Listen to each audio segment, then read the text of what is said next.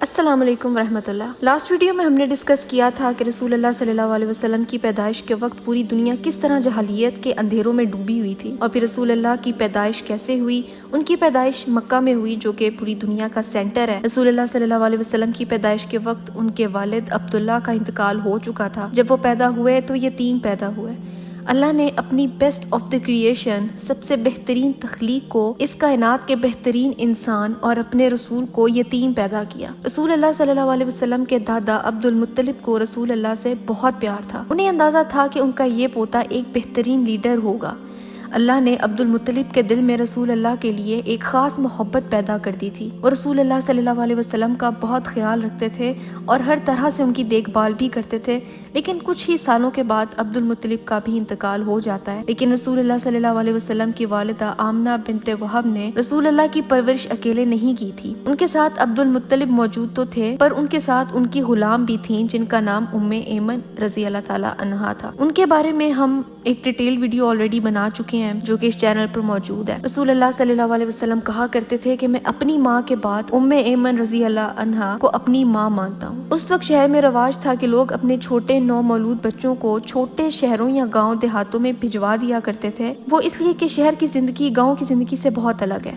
شہر میں شور شرابہ ہوتا ہے، ہوا صاف نہیں ہوتی، پر گاؤں میں سکون اور صاف ماحول ہوتا ہے۔ لوگ اپنے بچوں کو وہاں پہ بھجوا دیا کرتے تھے تاکہ ان کی پرورش اور دیکھ بھال اور تربیت اچھے صاف ستھرے ماحول میں ہو۔ بادیہ بنی سعد ایک ایسا گاؤں تھا جو اس لیے بڑا مشہور تھا کہ وہاں لوگ اپنے بچوں کو بھجوا دیتے ہیں اور وہاں کی عورتیں ان بچوں کو بریسٹ فیڈ بھی کرواتی ہیں اور ان کا خیال بھی رکھتی ہیں۔ اسی طرح جب رسول اللہ صلی اللہ علیہ وسلم کی پیدائش ہوئی تو بہت سے گاؤں دیہاتوں سے عورتیں بچوں کو لینے مکہ آئی تھیں، اور ان میں حلیمہ سعدیہ بھی موجود تھیں جنہوں نے رسول اللہ صلی اللہ علیہ وسلم کو اپنے ذمے لے لیا تھا۔ وہ کہتی ہیں کہ جب میں مکہ آ رہی تھی اور جس گدھے پر میں سوار تھی اس کی ٹانگ پر چوٹ لگ گئی تھی اور وہ گدھا بہت سلو، بہت آہستہ چلنے لگ پڑا تھا۔ وہ اتنا سلو تھا کہ جو لوگ میرے ساتھ مکہ بچوں کو لینے کے لیے جا رہے تھے وہ وہاں مجھ سے پہلے پہنچ گئے اور میں اور میرا شوہر ہم پیچھے ہی رہ گئے۔ باقی عورتوں نے وہاں مجھ سے پہلے جا کے بچوں کو چن لیا تھا۔ عورتوں نے امیروں کے بچوں کو چنا تھا تاکہ ان سے معاوضہ اچھا مل سکے، اور جب میں پہنچی تو صرف ایک ہی بچہ ایسا تھا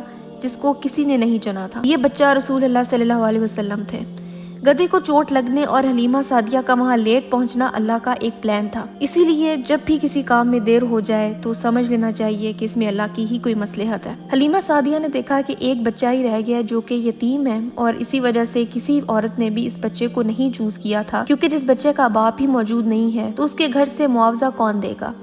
حلیمہ سعدیہ نے کسی اور بچے کو ڈھونڈنے کی کوشش کی، مگر ایونچولی انہیں رسول اللہ صلی اللہ علیہ وسلم کو ہی لینا پڑا۔ وہ اس لیے تاکہ جب وہ واپس اپنے گاؤں جائیں تو لوگ یہ نہ کہیں کہ تم تو اتنی دور سفر کر کے گئی تھی اور کوئی بھی بچہ نہیں لے کے آئی۔ حلیمہ سعدیہ کہتی ہیں کہ جب ہم نے اس بچے کو گود میں لیا تو ایک دم سے ہم پر رحمتوں کی بارش ہونے لگی۔ جس زخمی گدھے پر ہم آئے تھے اس گدھے کا زخم اچانک سے ٹھیک ہو گیا تھا اور وہ گدھا پہلے سے زیادہ اسٹرانگ ہو گیا تھا، اور جب ہم واپس جانے لگے تو یہ گدھا باقی سارے قافلے میں سب سے آگے تھا، اور جب ہم گاؤں پہنچے تو وہاں کی بکریوں کے تھن دودھ سے بھرے ہوئے تھے۔ اتنا زیادہ دودھ تھا کہ ہم نے پیٹ بھر کے پی بھی لیا تھا، پھر بھی دودھ بچ جاتا تھا۔ یہ وہ رحمتیں اور برکتیں ہیں رسول اللہ صلی اللہ علیہ وسلم کی جو ان کی پیدائش سے ہی معجزوں کی صورت میں شروع ہو گئی تھیں۔ حلیمہ سعدیہ کہتی ہیں کہ اچانک سے گاؤں میں بارشیں بھی ہونا شروع ہو گئی، جس سے زمین سے پھول سبزہ اور ہریالی اگنا شروع ہو گئی۔ میرا بریسٹ ملک ایک بچے کے لیے بھی پورا نہیں ہوتا تھا، لیکن اس بچے کے آتے ہی نہ صرف ایک بچے کو فیڈ کرواتی تھی بلکہ اس بچے کو بھی فیڈ کروا لیتی تھی۔ جب بھی اس بچے کو سونا ہوتا تھا تو یہ بچہ آسمان کی طرف دیکھتا تھا اور سو جاتا تھا۔ جب بھی اس بچے کے کپڑے بدلنے ہوتے تھے تو جب تک میں کپڑے تبدیل نہیں کر لیتی تھی یہ بچہ روتا ہی رہتا تھا، اور جب ہی کپڑے پہنا دیتی تھی یہ بچہ فوراً رونا بند کر دیتا تھا صلی اللہ علیہ وسلم۔ حلیمہ بتاتی ہیں کہ اس بچے کو لینے کے بعد نہ صرف میرے گھر پر بلکہ اس پورے گاؤں پر رحمتیں اور برکتیں نازل ہونا شروع ہو گئی تھیں۔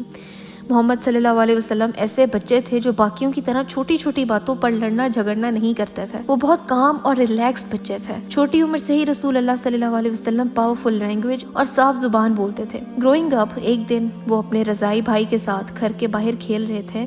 یہ بھائی اس طرح کہ اس بچے نے بھی حلیمہ سعدیہ کا دودھ رسول اللہ صلی اللہ علیہ وسلم سے شیئر کیا ہوا تھا۔ اتنے میں دو فرشتے اوپر سے نازل ہوئے جنہوں نے سفید لباس پہن رکھے تھے۔ ان دونوں بچوں نے ان فرشتوں کو دیکھا۔ فرشتوں نے رسول اللہ صلی اللہ علیہ وسلم کو ان کی کمر کے بل زمین پر لٹا دیا۔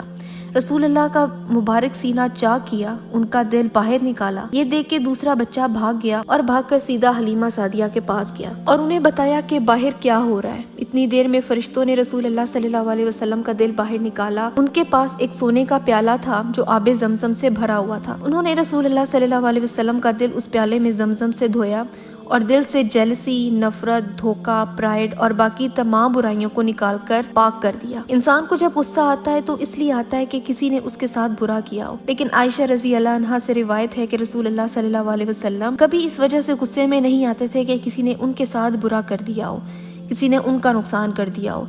उन्हें जब भी गुस्सा आता था या तबीयत में सख्ती आती थी, वो सिर्फ अल्लाह के लिए आती थी कि कोई अल्लाह के अहकाम के खिलाफ चल रहा है, और जब कभी उन्होंने किसी से बदला लिया तो वो भी अल्लाह के लिए लिया। जब तक हलीमा सादिया वहाँ पहुंची तो फरिश्ते अपना काम करके जा चुके थे और रसूल अल्लाह सल्लल्लाहु अलैहि वसल्लम वहाँ बैठे थे। उनकी रंगत जर्द पड़ी हुई थी, उनके सीना मुबारक पे सीना चाक किए जाने का निशान था जो रसूल अल्लाह के साथ पूरी जिंदगी तक रहा। उनसे पूछा कि क्या हुआ, तो रसूल अल्लाह ने सारी कहानी बताई और ये सुन के लोग परेशान हो गए, क्योंकि अब्दुल मुत्तलिब को भी ये बहुत से लोगों ने बताया था कि आपका पोता एक अहम शख्सियत है और बेहतरीन लीडर होगा। और रसूल अल्लाह सल्लल्लाहु अलैहि वसल्लम के वालिदा आमिना को भी इशारे मिल रहे थे। रसूल अल्लाह की पैदाइश से लेके अब तक उनके साथ या उनके जुड़े लोगों के साथ बहुत कुछ अनयूजुअल हो रहा था। इस बार कोई छोटा मोटा इशारा नहीं मिला था, बल्कि फरिश्ते खुद नाजिल हुए थे और इतना बड़ा काम हो गया था। ये देख के हलीमा सादिया ने रसूल अल्लाह सल्लल्लाहु अलैहि वसल्लम को लिया और वापस मक्का चली गई और रसूल अल्लाह की वालिदा आमिना बिन्ते वहब को और दादा अब्दुल मुत्तलिब को बच्चा वापस करने की कोशिश की। जब उन्होंने पूछा कि आप बच्चा वापस क्यों कर रही हैं, तो उन्होंने पहले टालने की कोशिश की कि मेरे पास वक्त नहीं है वगैरह वगैरह, लेकिन जब इसरार किया तो उन्होंने बता दिया कि किसी ने इस बच्चे का सीना चाक किया था और हम अब डर गए हैं। ये सुन के आमिना बिन्ते वहाब ने अपने बेटे को वापस ले लिया और उनकी परवरिश खुद की, और इस काम में उनकी मदद उनकी गुलाम उम्मे ऐमन ने की थी। कुछ ही सालों बाद आमिना बिन्ते वहाब का भी इंतकाल हो गया। वो अक्सर मदीना आया जाया करती थी जहाँ उनके रिश्तेदार रहते थे। एक दिन यूं ही मदीना से वापसी पर उनका इंतकाल हो गया। उम्मे ऐमन रज़ी अल्लाह अन्हा जो उनके साथ ही थी, उन्होंने रसूल अल्लाह को संभाला, उन्हें मोहब्बत दी और अपने साथ मक्का ले आई। वहाँ जाके उन्होंने इस बच्चे को अब्दुल मुत्तलिब के हवाले कर दिया।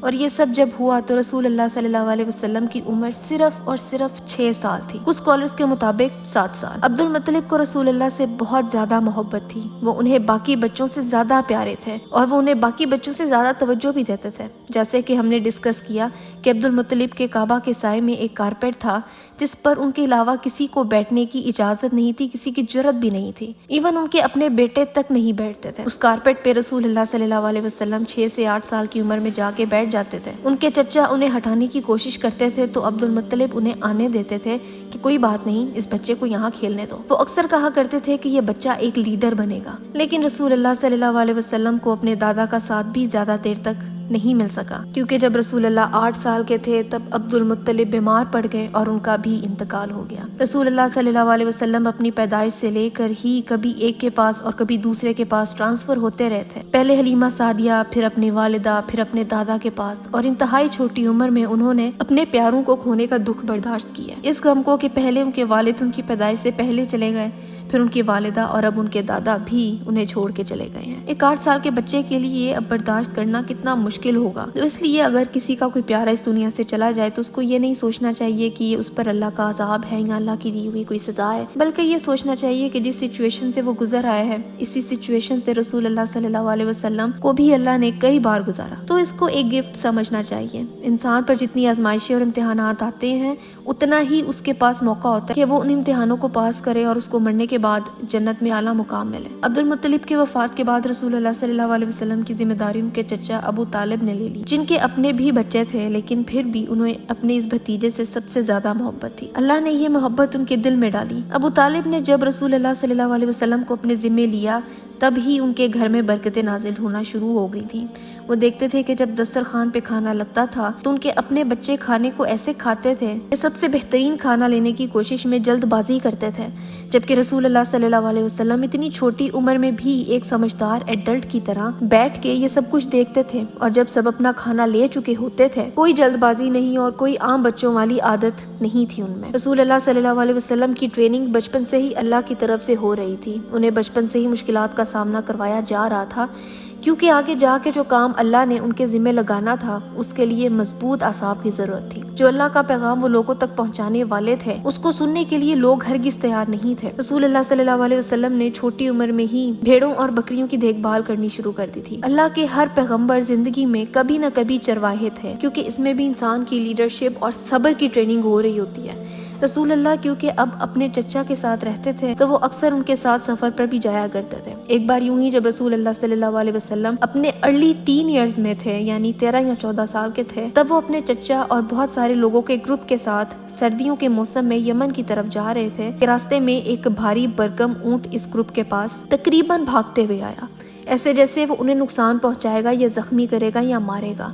یہ دیکھ کے سارے لوگ بھاگنے لگے سوائے رسول اللہ صلی اللہ علیہ وسلم کے۔ وہ اپنی جگہ کھڑے رہے اور اونٹ کو دیکھتے رہے۔ اونٹ جو بھاگتا ہوا ان کی طرف آ رہا تھا وہ رسول اللہ صلی اللہ علیہ وسلم کے سامنے آ کے رک گیا اور ان کے سامنے بیٹھ گیا۔ 13-14 سال کے اس لڑکے نے اس اونٹ پر ہاتھ پھیرا اور اس کو کام کر دیا۔ جب اونٹ ریلیکس ہو گیا تو رسول اللہ صلی اللہ علیہ وسلم اس اونٹ پر سوار ہو گئے اور اس کی سواری کرنے لگے۔ سبحان اللہ، رسول اللہ نے ایک جانور کو کام کر دیا تھا جو ان کو نقصان پہنچانے آ رہا تھا۔ یہ دیکھ کے باقی لوگ شدید حیران ہوئے۔ یہاں ایک اور قصہ سنانا چاہتی ہوں ایک آدمی کا جس کا نام فضالہ تھا۔ فضالہ وہ آدمی تھا جو غزوہ حنین میں رسول اللہ صلی اللہ علیہ وسلم کو قتل کرنا چاہتا تھا۔ وہ عرب کا بدو آدمی تھا، وہ بہت شارپ اور ذہین تھا۔ کہا جاتا ہے کہ رسول اللہ کو 11 دفعہ قتل کرنے کی کوشش کی گئی اور اللہ نے ان کی ہر بار حفاظت کی۔ فضالہ کے پاس ایک خنجر تھا جو اتنا تیز تھا کہ جس کو بھی لگ جائے اس کا مرنا پکا ہو جاتا تھا۔ اس آدمی نے مسلمان بن کے مسلمانوں کی آرمی جوائن کی۔ اصل میں یہ کافر تھا، پر رسول اللہ تک پہنچنے کے لیے اس کو مسلمان ہونے کا ڈرامہ کرنا پڑا۔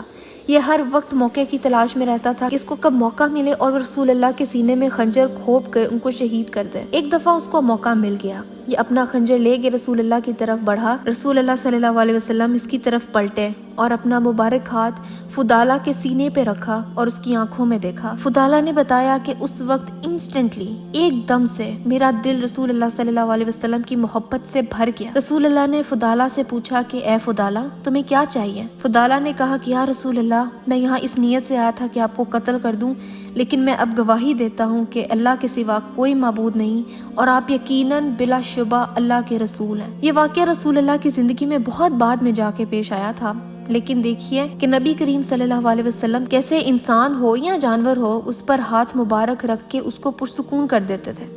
رسول اللہ صلی اللہ علیہ وسلم اتنے مہربان تھے کہ مکہ کے پتھر تک ان کو سلام کیا کرتے تھے۔ رسول اللہ نے ایک بار فرمایا کہ میں مکہ میں موجود ایک ایسے پتھر کو جانتا ہوں، جب بھی میں اس کے پاس سے گزرتا تھا تو وہ مجھے سلام کیا کرتا تھا۔ اللہ اکبر، یہ میرے نبی کی شان ہے کہ پتھر تک انہیں سلام کرتے تھے۔ پتھر تک کو علم تھا کہ یہ کتنی عظیم ہستی ہیں، اس کائنات کی بہترین تخلیق ہیں، یہ وہ رسول ہیں جنہیں مقام محمود حاصل ہے۔ رسول اللہ صلی اللہ علیہ وسلم کی سفارش کی وجہ سے آپ اور میں جنت میں جا پائیں گے۔ ہم نے رسول اللہ صلی اللہ علیہ وسلم کی زندگی کو اور ان کی ایگزسٹنس کو بہت بہت ہلکا لے لیا ہے۔ رسول اللہ آج ہمارے لیے بھی اتنے ہی ضروری ہونے چاہیے جتنے وہ صحابہ کرام کے لیے تھے، لیکن بدقسمتی سے ہمیں فکشنل ہیروز تو بچپن سے ہی پڑھائے جاتے ہیں، لیکن ہمارے اصل ہیروز ہمیں ہمارے انبیاء اور رسول صحابہ کرام امہات المؤمنین اہل البیت نہیں پڑھائے جاتے۔ خیر، ایک اور جرنی پر رسول اللہ صلی اللہ علیہ وسلم جا رہے تھے۔ یہ سفر شام کی طرف تھا۔ ایک خانقاہ پر رسول اللہ صلی اللہ علیہ وسلم اور باقی کا کارواں رک گیا۔ اس خانقاہ میں ایک راہب یعنی مونک تھا جو لوگوں سے ملنے کے لیے خانقاہ سے باہر کبھی بھی نہیں آیا کرتا تھا۔ اس کا نام بحیرہ تھا۔ وہ جو کبھی کسی سے ملنے نہیں آتا تھا، اس نے باہر اس قافلے کی طرف دیکھا تو باہر آیا اور سب سے ملنے لگا۔ سب سے وہ رسول اللہ کے بارے میں پوچھنے لگا کہ یہ بچہ کون ہے۔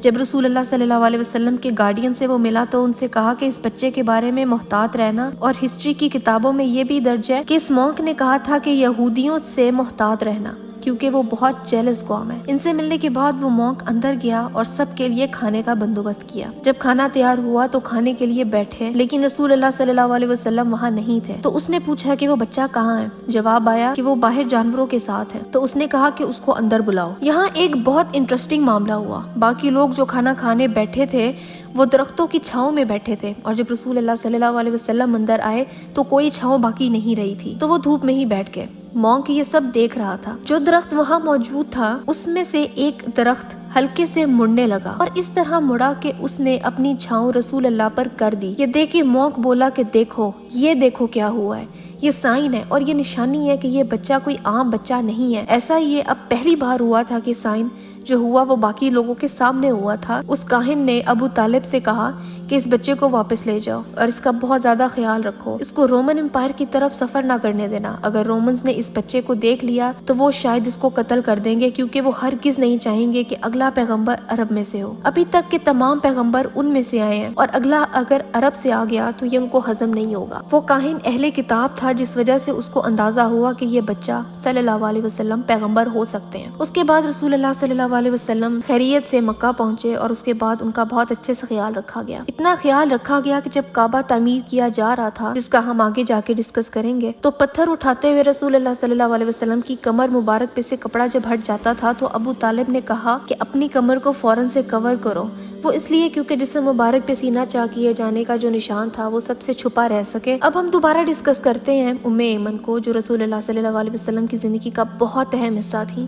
जब रसूलुल्लाह की शादी हजरत खदीजा रजी अल्लाह अन्हा से हुई, तब भी उम्मे ऐमन रसूलुल्लाह की खिदमत किया करती थी और तब रसूलुल्लाह ने उनको आज़ाद कर दिया था। उम्मे ऐमन रसूलुल्लाह के पास उनकी वालिदा आमिना से विरासत में मिली थी।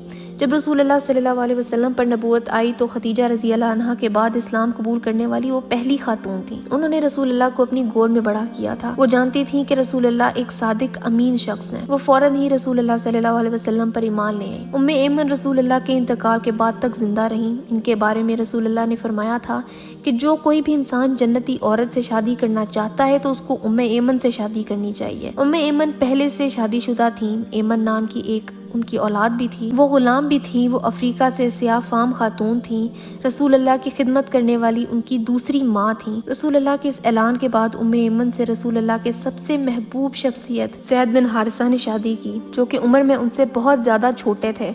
इस शादी के बाद उनकी औलाद पैदा हुई जिनका नाम उसामा बिन ज़ैद रजी अल्लाह अन्हु था, जिन्होंने कम उम्र में ही मुसलमान आर्मी को लीड किया था। उम्मे ऐमन का इंतकाल बहुत बाद में मदीना में हुआ था और उनको बकी में दफन किया गया। रसूलुल्लाह की जिंदगी के शुरू में ही बहुत मेजर वाक़यात हुए थे, जिसमें से एक हिल्फुल फुदूल है। ये वाक़या है कि एक आदमी जो यमन का था वो मक्का आया, जिसको ज़बीदी के नाम से जाना जाता था क्योंकि उसका ताल्लुक ज़बीद से था। ये यहाँ कारोबार के लिए आया था, जो कि अपना सामान बेच रहा था। एक बार वो अमर इब्न अल-आस के वालिद अल-आस बिन वाइल से डील कर रहे थे। अल-आस बिन वाइल की मौत कुफर पे हुई थी, लेकिन अमर इब्न अल-आस एक अजीम सहाबी थे जो कि उन लोगों में से थे जिन्होंने मिस्र फतह किया था। इनके वालिद अल-आस ने इस मर्चेंट ज़बीदी के साथ बेईमानी की थी। ज़बीदी वहाँ अपना सामान अल-आस बिन वाइल के पास अमानत के तौर पे रख के काबा का तवाफ करने चला गया, जो कि उस वक्त एक शिरकिया रिवाज में से था। काबा के अंदर जो बुत थे उसके गिर्द वो तवाफ कर रहा था और सामान अल-आस बिन वाइल के हवाले करके गया था। जब वो वापस आया तो अल-आस ने कहा कि यहाँ तुम्हारा कुछ भी नहीं है। ज़बीदी ने कहा कि इसका क्या मतलब हुआ, मैं यहाँ तुम्हारे पास छोड़ के गया था अपना सामान। लेकिन जब वो ना माना तो ज़बीदी आस पास के लोगों को कहने लगा कि अल-आस बिन वाइल ने मेरा सामान चोरी कर लिया है। अल-आस वहाँ के सीनियर सिटीजन था। लोगों ने कहा कि ऐसा तो हो ही नहीं सकता, अल-आस एक बहुत अच्छा इंसान है। वो कहता रह गया कि मेरा सामान चोरी किया गया है, लेकिन किसी ने भी उसकी मदद नहीं की। ज़बीदी लिंग्विस्टिकली बहुत अच्छा था। जैसे कि हमने डिस्कस किया था कि उस वक्त के लोग शेर व शायरी से बड़ा मोहब्बत करते थे और अच्छे कलाम की इज्जत करते थे। ज़बीदी काबा के करीब एक पहाड़ी पर चढ़ गया और एक नज़म ऊंची ऊंची आवाज में पढ़ने लगा। वो नज़म इस बारे में थी कि कुरैश के लोगों ने उसका सामान चोरी कर लिया है। अल-आस बिन वाइल ने उसका सामान चोरी किया और कुरैश में सब चोर और बदमाश हैं। वो ये वाली नज़म पढ़ने लगा।